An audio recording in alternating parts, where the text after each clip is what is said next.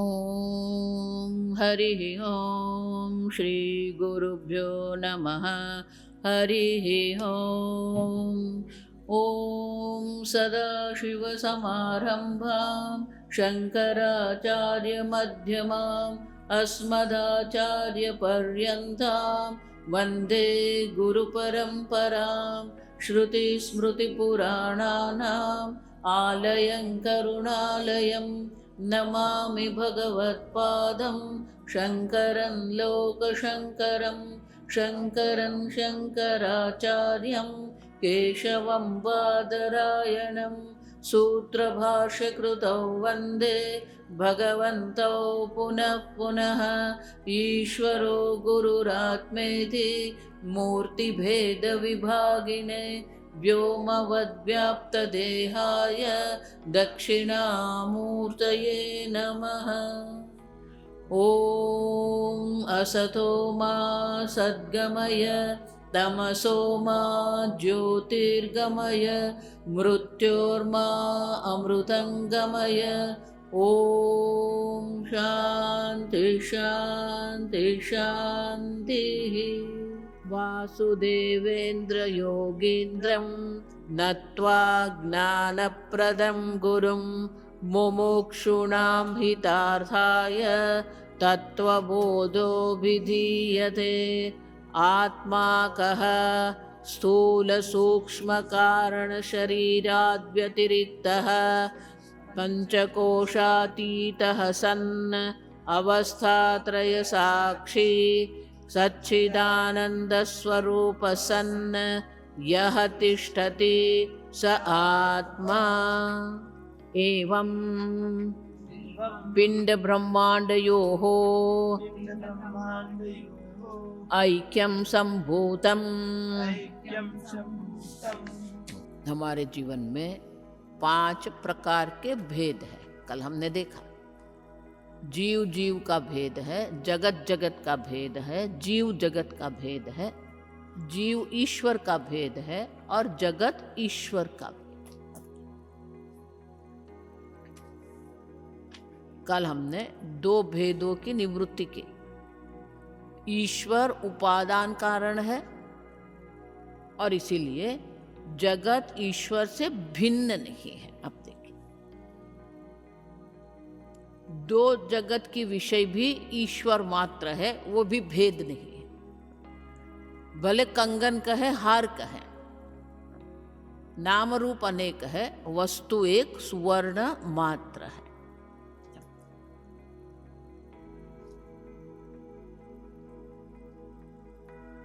जीव और ईश्वर,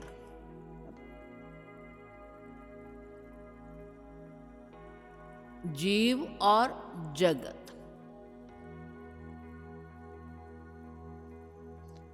हम ये जगत को अपने से अन्य भिन्न मानते हैं।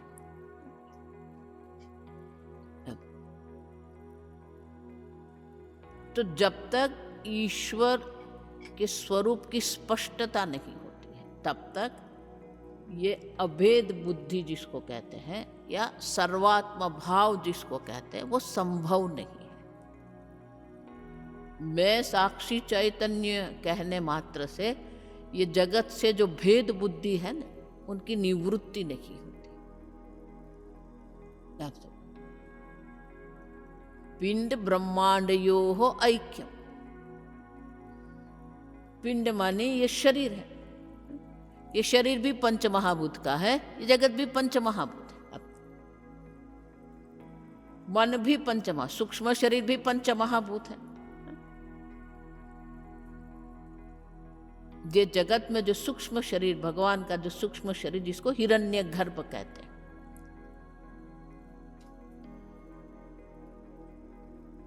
और इसीलिए ईश्वर तत्व की चर्चा हमने की। ईश्वर से ही ये आकाश उत्पन्न हुआ, आकाश से वायु, वायु से अग्नि, अग्नि से जल, जल से पृथ्वी।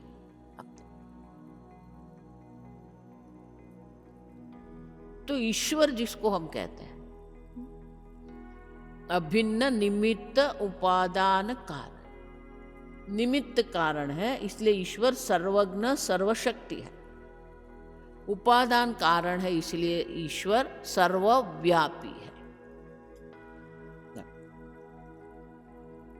संपूर्ण जगत के उत्पत्ति के लिए ईश्वर में ज्ञान और शक्ति दोनों है।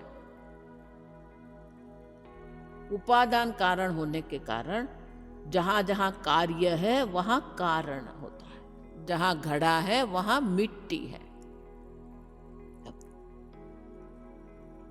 तो ईश्वर जो है वो सर्वव्यापी है।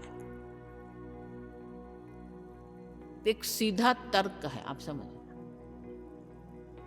जीव ईश्वर से भिन्न है तो वो अल्प है। जीव ईश्वर से भिन्न है तो वो अल्प है। ईश्वर जीव से भिन्न है तो ईश्वर दृश्य है, जड़ है। इसीलिए भक्ति भाव में दर्शन है, आप समझना। आपका जो भक्ति भाव है वो भक्ति भाव ही भगवान को दर्शन देने के लिए प्रेरित करता है, और इसीलिए हमें श्री कृष्ण का दर्शन, श्री राम का दर्शन होता है। उसमें कोई संशय नहीं है, आप समझ। बहुत सारे भक्तों को भगवान का दर्शन होता है, लेकिन दर्शन होता है फिर क्या होता है? भगवान आए, दर्शन दिया और गए। भगवान श्री राम का दर्शन हुआ, लेकिन वो भगवान श्री राम कौन है? आया राम गया राम, दृश्य है। आप देखिए, तो भले हम कहे तर्क से हम सिद्ध तो कर देते हैं कि ईश्वर सर्वज्ञ है, सर्वशक्ति है, सर्वव्यापी है।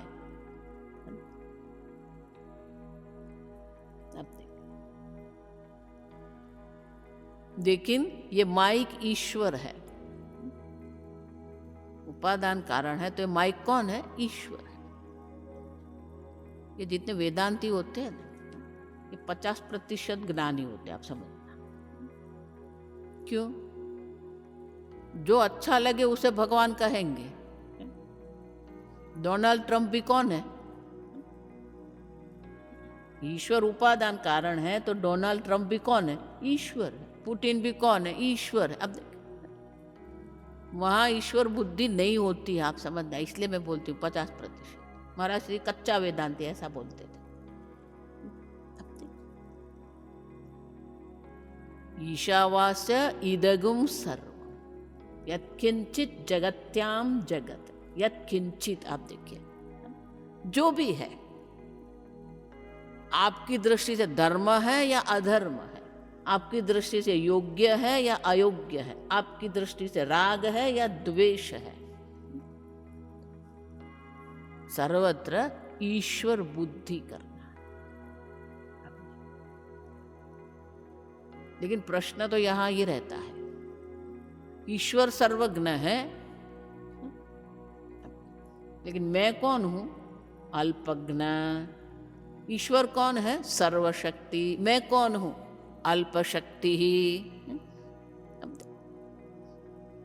हमारी शक्ति कितनी? अब ईश्वर सर्वव्यापी है, मैं कौन हूं? एक देह में हूं, अल्पव्यापी। अब समझ, जब तक ईश्वर से ऐक्य नहीं होता है तब तक अल्पता की निवृत्ति असंभव है। और ईश्वर जब तक आपसे एक नहीं है, उनकी जड़ता, दृश्य का दृश्यपना जिसको कहते हैं, वो निवृत्त नहीं होगा। अब देखिए, और इसीलिए ये ऐक्य हमें समझना है, जीव और ईश्वर का ऐक्य। जीव ईश्वर का ऐक्य अगर हमारे समझ में आ गया तो जीव और जगत, जीव माने आप समझना, जीव माने ऐसा मत मानना कोई वस्तु है जीव। मैं अल्प हूं, मैं अल्प शक्ति हूं, मैं अल्पज्ञ हूं, मैं अल्पव्यापी हूं, ये हमारा ही अभिप्राय है।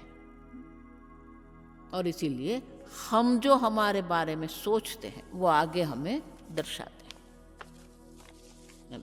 बहुत सुंदर है।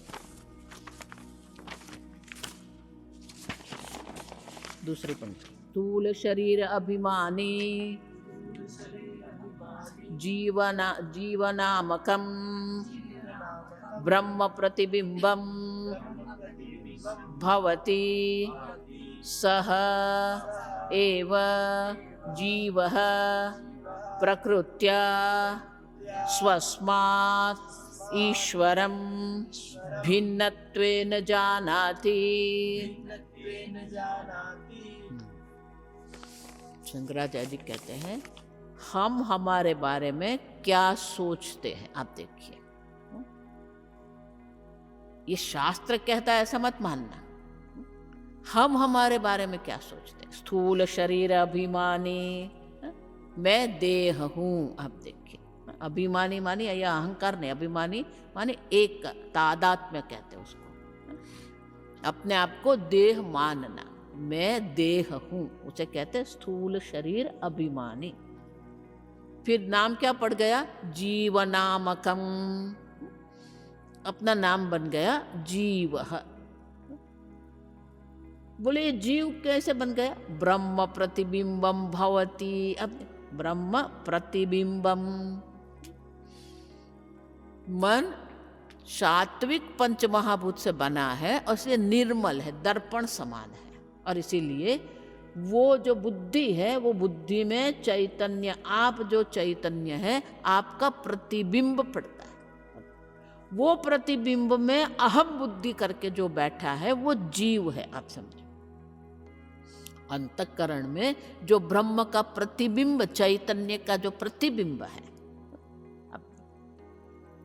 तो प्रतिबिंब में अहम बुद्धि हमने कर ली है और इसलिए क्या हुआ? सह एव जीव। अब देखिए, वो जीव है। स्थूल बुद्धि जो, स्थूल शरीर जो है, सूक्ष्म शरीर जो है, और सूक्ष्म शरीर में ब्रह्म का प्रतिबिंब है। वो प्रतिबिंब को ही हम सत्य मानते हैं, उसी को जीव मानकर हम चल रहे हैं। और फिर क्या करते हैं? स्वस्मात् प्रकृत्या ईश्वरं भिन्नत्वेन जानाति। वो जो जीव है वो क्या करे? स्वस्मात्, स्वस्मात् मानी अपने से, प्रकृत्या स्वरूप से ईश्वर को भिन्न जानता है। वे देखो, ये पूरे द्वैतवादियों ने उसका यही है, मैं जीव हूं और ईश्वर ईश्वर है।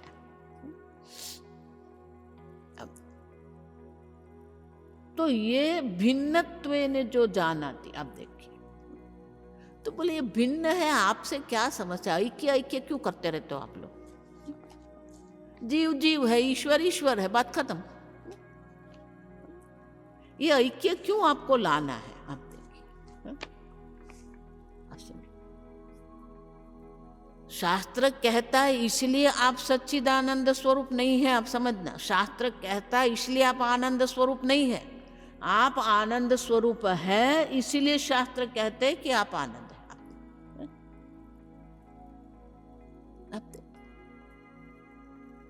कई लोगों की ये समझते, ये शंकराचार्य ऐक्य ऐक्य क्या कर? अरे भाई, शंकराचार्य जी ऐक्य नहीं करते।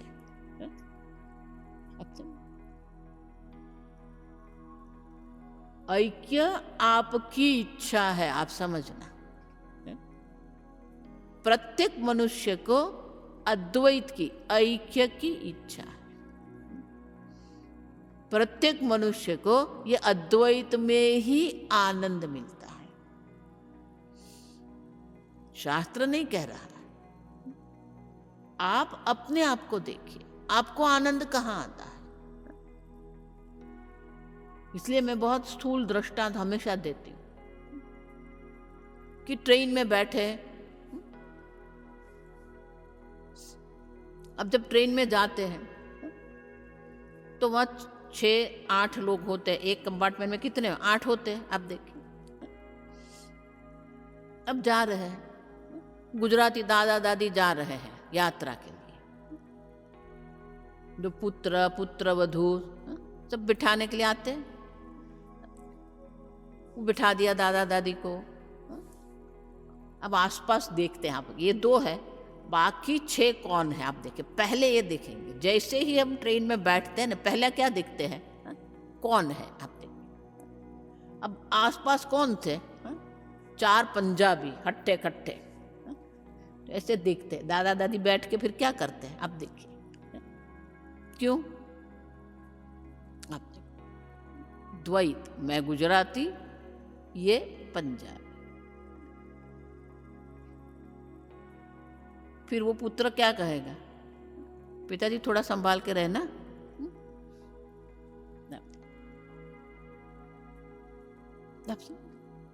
द्वैत हुआ, फिर क्या हुआ?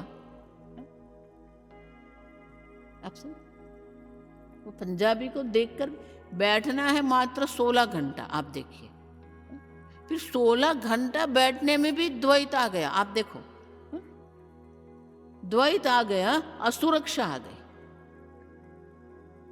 अब वही दादा दादी अमेरिका जाते हैं, वही दादा दादी न्यूयॉर्क जाते हैं, और फिर पुत्र कहता है अब घूम के आ जाओ न्यूयॉर्क में। दादा पढ़े लिखे थे, गए, बोला पिताजी आप चिंता मत करना, एक टैक्सी कर लेना। अब टैक्सी वाले को रोक दिया, वो टैक्सी ड्राइवर निकला पंजाबी। जैसे पंजाबी को देखा, दोनों को शांति हो गई। क्यों? ये भी भारत का, मैं भी भारत का। आप देखिए, तो आनंद कहाँ है? सुरक्षा कहाँ है? आप समझ रहे? हम जहां जाते हैं ना, अद्वैत ढूंढते हैं, ऐक्य ढूंढते हैं, क्योंकि ये हमारी इच्छा है। हम अद्वैत को ढूंढ रहे हैं। क्यों? जीव अपने आप को क्या मान लिया? मैं जीव हूं, मैं अल्प हूं, अल्पज्ञ हूं, अल्प शक्ति हूं, अल्पव्यापी हूं। अब देखिए, शास्त्र ऐक्य की बात नहीं कर रहे। ये वैष्णव लोग को भी देखिए, दूसरे वैष्णव को देख के इतना खुश होता है, तो उसको द्वैत में आनंद आया कि अद्वैत में आनंद है? पूछिए वैष्णव को।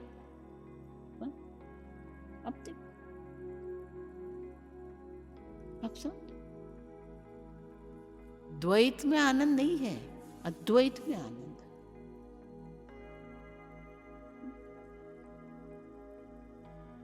स्वामी जी एक बहुत सुंदर कथा करते थे। मुरारी नाई, नाई, वो नाई था, नाई माने हेयर कटर, नाई बोलते हैं। तो ऋषिकेश रहता था, उसके पिताजी, उसके दादाजी यही काम करते थे। वो महात्मा जो होते हैं ना, उनकी सेवा करते थे। महात्मा जो दे दे वो ले लेते थे।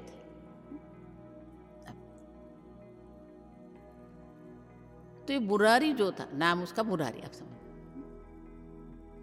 वो बाल काटता, फिर महात्मा को प्रणाम करता, महात्मा जो दे देता है वो प्रसाद के रूप में ले लेता।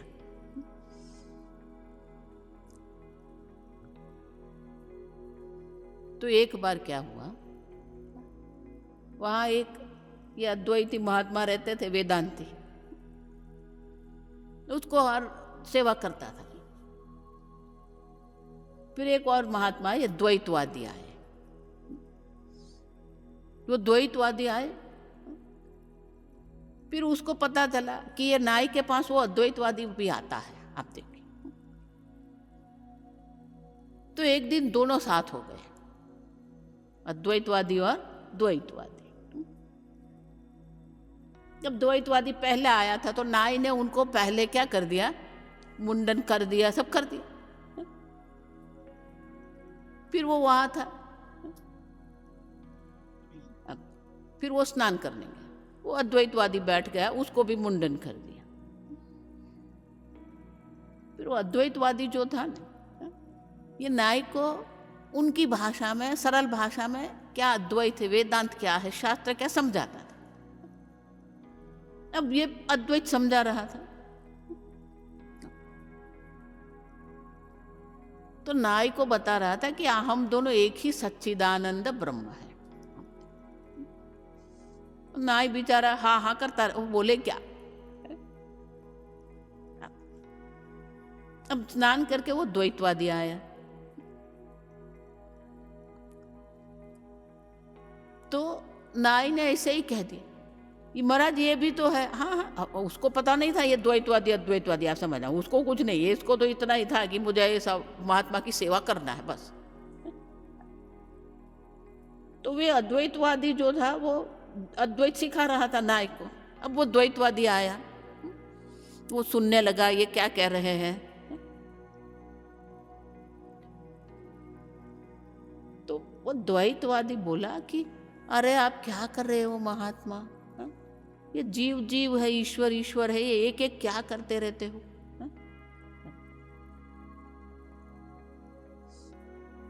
तो फिर वो नाई बेचारे को ये जो द्वैतवादी बोल रहा था ना, थोड़ा अच्छा लगा। क्यों?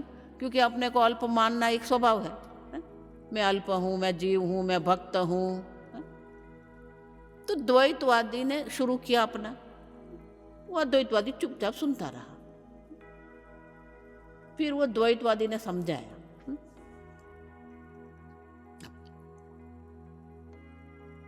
तो वो नाई को ऐसा लगा कि ये महात्मा बहुत अच्छी बात कर रहा है। तो महात्मा को प्रणाम किया, बोला महात्मा आज समझ में आ गया, मेरे पिताजी भी यही कहते हैं, मेरे दादा भी यही कहते हैं, मैं भक्त हूं और वो भगवान है।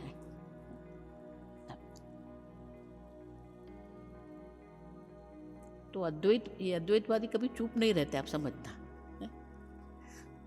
छोड़ते नहीं किसी को।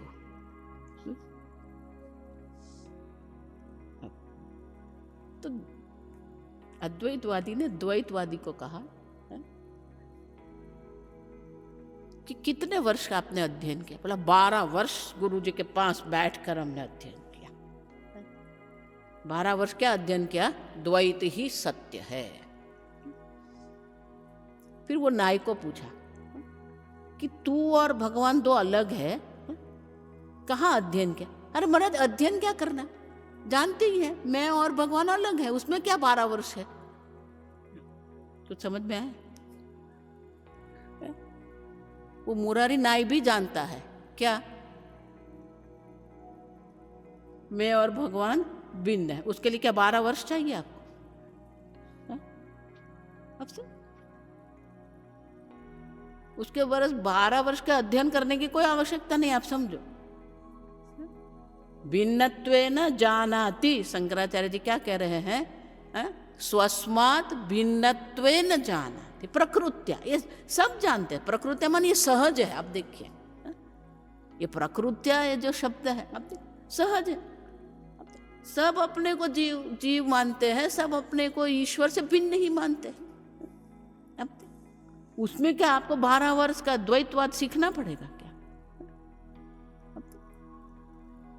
फिर वो जो अद्वैतवादी था ना, वो द्वैतवादी को जो बोला ना, तो द्वैतवादी भी विचार में पड़ गया कि बात तो सही है, मैं 12 वर्ष अध्ययन करके मेरे को यह हुआ कि द्वैत है, और ये नाई तो बिना अध्ययन भी जानता है कि द्वैत है। अब देखिए, इसलिए शंकराचार्य जी शब्द प्रयोग करते स्वस्मात् प्रकृत्या। आप देखो सहज है, सर्व अपने को ईश्वर से भिन्न मानते ही है। तो बोले ये भिन्न क्यों मानते हैं? भिन्न जो मान रहे हैं वो भिन्नता का कारण क्या है? आप देखिए, भिन्न तो मानते हैं, मैं स्थूल शरीर हूं, सूक्ष्म शरीर हूं। तो शंकराचार्य जी आगे कहते हैं अविद्या उपाधि सन् आत्मा जीव इति उच्यते। ये जीव भाव आया कहाँ से? आप देखिए, अविद्या उपाधि ही।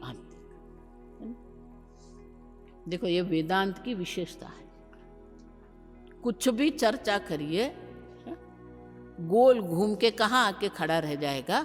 अविद्या।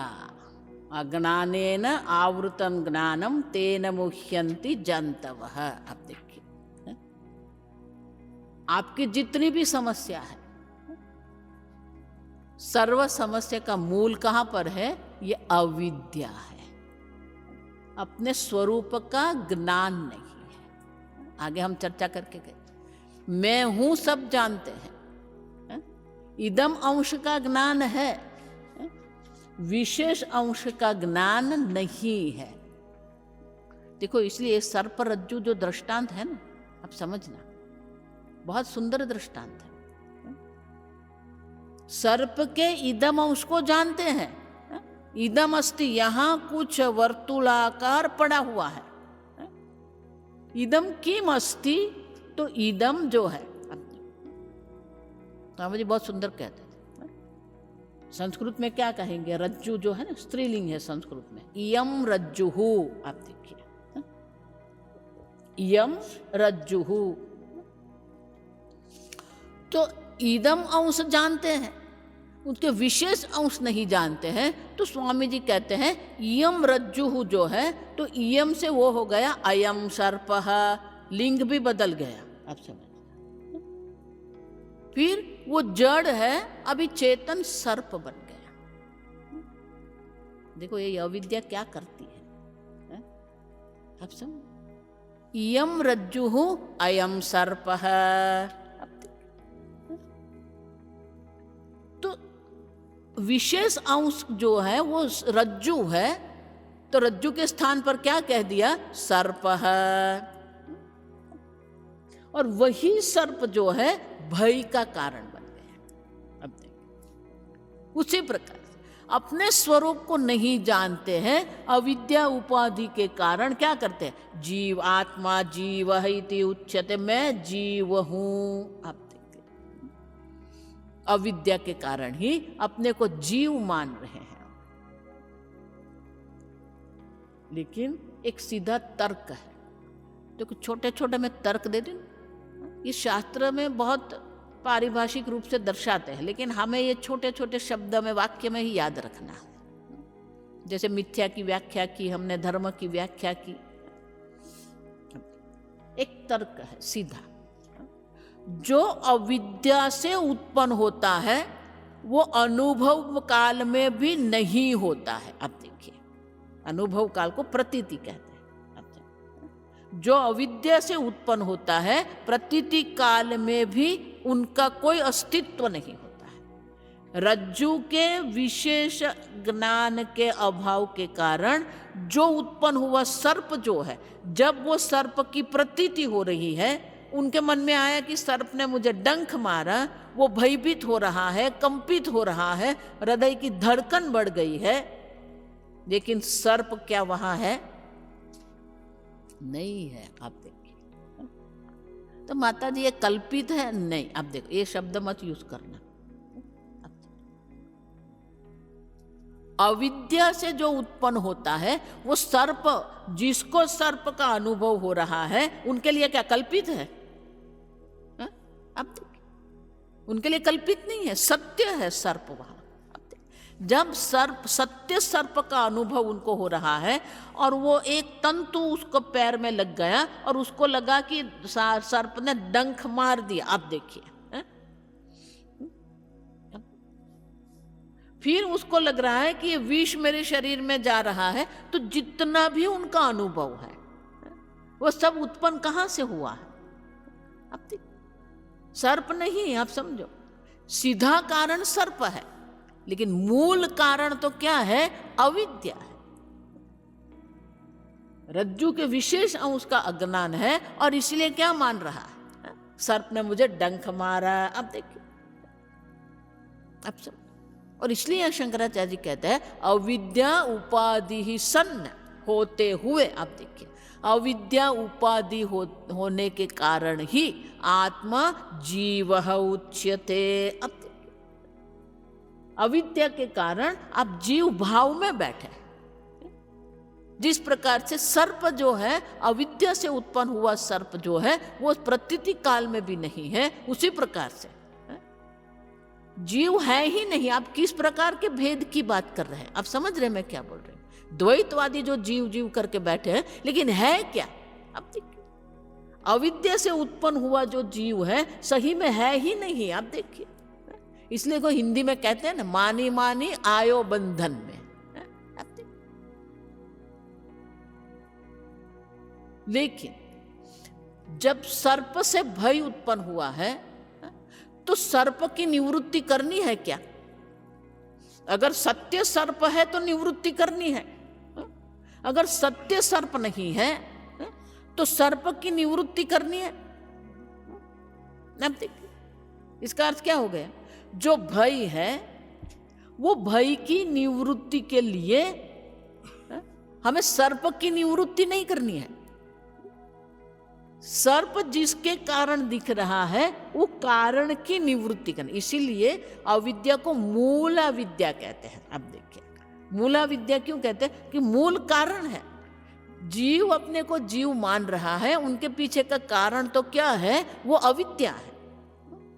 तो जब तक अविद्या की निवृत्ति नहीं होगी जीव भाव की निवृत्ति संभव ही नहीं है।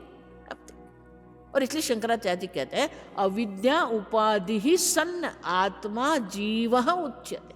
अविद्या उपाधि के कारण आपका आत्मा जो सच्चिदानंद स्वरूप आत्मा है, अब वो सच्चिदानंद स्वरूप आत्मा को क्या कहते हैं? उच्यते माने कहते हैं। अब देखिए जीव कहते हैं। अब तो समझना यही है कि अविद्या के कारण है, और इसलिए जब आप अपने आप को जीव मान रहे हैं तब भी आप जीव नहीं है। आप समझो, द्वैतवादी से हमें कोई द्वैत या द्वेष नहीं है, लेकिन तर्क तो यही है कि जो अविद्या से उत्पन्न होता है वो प्रतीति काल में भी नहीं होता है। आप समझो, आगे हम कल देखेंगे। ओम शन्नो मित्र शं वरुणः शन्नो भवत्वर्यमा शन्न इंद्रो बृहस्पतिः शन्नो विष्णुरुक्रमः नमो ब्रह्मणे नमस्ते वायो त्वमेव प्रत्यक्षं ब्रह्मासि त्वमेव प्रत्यक्षं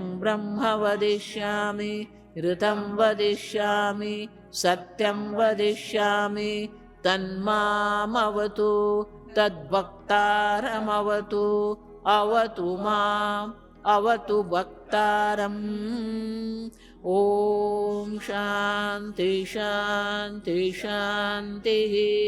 ओम पूर्णमदः पूर्णमिदं पूर्णात् पूर्णमुदच्यते पूर्णस्य पूर्णमादाय पूर्णमेवावशिष्यते। ओम शांति शांति शांतिः। हरिः ओम श्री गुरुभ्यो नमः। हरिः ओम।